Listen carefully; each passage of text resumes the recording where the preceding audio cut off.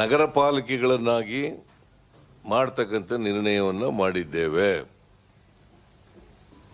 ಜೊತೆಗೆ ಬೀದರ್ ಮತ್ತು ಗುಲ್ಬರ್ಗಾ ತಲ್ಲಿ ಬರ್ತಕ್ಕಂಥ ಎಲ್ಲ ಜನವಸತಿಗಳು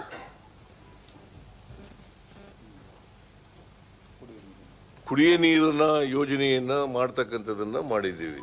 ಸುಮಾರು ಇದಕ್ಕೆ ತಗಲ್ತಕ್ಕಂಥ ವೆಚ್ಚ 7,200 ಕೋಟಿ ರೂಪಾಯಿಗಳು. ನಾರಾಯಣಪುರ ಡ್ಯಾಮಿಂದ ನೀರು ಬರ್ತಕ್ಕಂಥದ್ದು.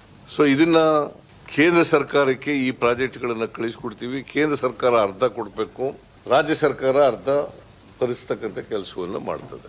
ಮತ್ತೆ ಬಹಳ ದಿನಗಳಿಂದ ಬೇಡಿಕೆ ಇದ್ದು ನೆನೆಗುದಿಗೆ ಬಿದ್ದಿದ್ದಂಥ ಈ ಭಾಗದಲ್ಲಿ ಒಂದು ಸಚಿವಾಲಯ ಮಾಡಬೇಕು ಅಂತೇಳಿ ತೀರ್ಮಾನ ಮಾಡಿದ್ವಿ.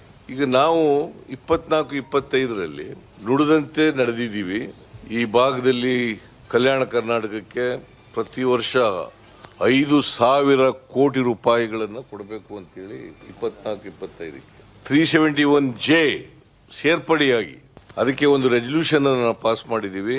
ಕೇಂದ್ರ ಸರ್ಕಾರ ಕೂಡ 5,000 ಕೋಟಿ ರೂಪಾಯಿಗಳನ್ನು ಕೊಡಬೇಕು ಅಂತೇಳಿ ಅವರಿಗೆ ಮನವಿ ಮಾಡತಕ್ಕಂಥ ನಿರ್ಣಯವನ್ನ ಮಾಡಿದ್ದೀವಿ.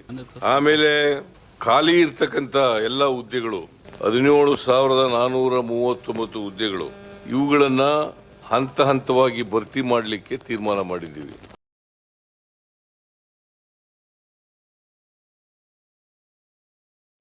ನಗರ ಪಾಲಿಕೆಗಳನ್ನಾಗಿ ಮಾಡತಕ್ಕಂಥ ನಿರ್ಣಯವನ್ನು ಮಾಡಿದ್ದೇವೆ. ಜೊತೆಗೆ ಬೀದರ್ ಮತ್ತು ಗುಲ್ಬರ್ಗಾ ತಲ್ಲಿ ಬರ್ತಕ್ಕಂಥ ಎಲ್ಲ ಜನವಸತಿಗಳು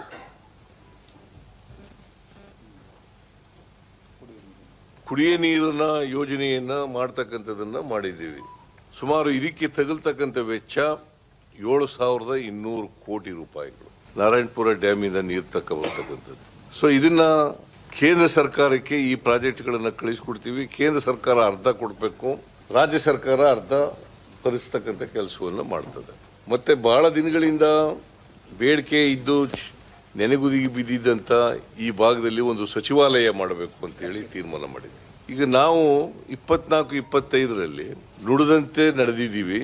ಈ ಭಾಗದಲ್ಲಿ ಕಲ್ಯಾಣ ಕರ್ನಾಟಕಕ್ಕೆ ಪ್ರತಿ ವರ್ಷ 5,000 ಕೋಟಿ ರೂಪಾಯಿಗಳನ್ನು ಕೊಡಬೇಕು ಅಂತೇಳಿ 24-25ಕ್ಕೆ 371J ಸೇರ್ಪಡೆಯಾಗಿ ಅದಕ್ಕೆ ಒಂದು ರೆಸಲ್ಯೂಷನ್ ಅನ್ನು ಪಾಸ್ ಮಾಡಿದ್ದೀವಿ.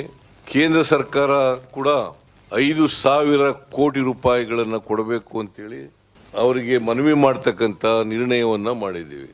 ಆಮೇಲೆ ಖಾಲಿ ಇರ್ತಕ್ಕಂಥ ಎಲ್ಲ ಹುದ್ದೆಗಳು 17,439 ಹುದ್ದೆಗಳು, ಇವುಗಳನ್ನ ಹಂತ ಹಂತವಾಗಿ ಭರ್ತಿ ಮಾಡಲಿಕ್ಕೆ ತೀರ್ಮಾನ ಮಾಡಿದ್ದೀವಿ.